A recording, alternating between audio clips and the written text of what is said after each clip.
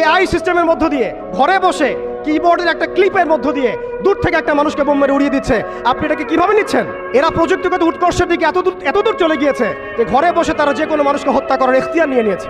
সমস্ত মুসলিমদের ডেটা, সমস্ত মুসলিমদের তথ্য, সমস্ত মুসলিম কান্ট্রির ইন্টারনাল যে অ্যাক্সেসগুলো, এই সমস্ত কিছু তাদের নখদর্পণে চলে আসছে শুধুমাত্র প্রযুক্তিগত উৎকর্ষের মধ্য দিয়ে।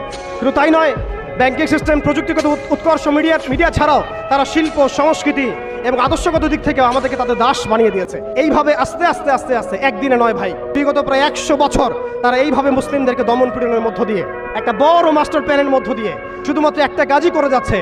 তারা মাসিহুদ দাজ্জালের আগমনের জন্য এই পবিত্র ভূমির জায়গাটাকে উন্মুক্ত করছে, এর বেশি আর কিচ্ছু না। আল্লাহ পাক কলম সৃষ্টি করেছেন। কি করেছেন?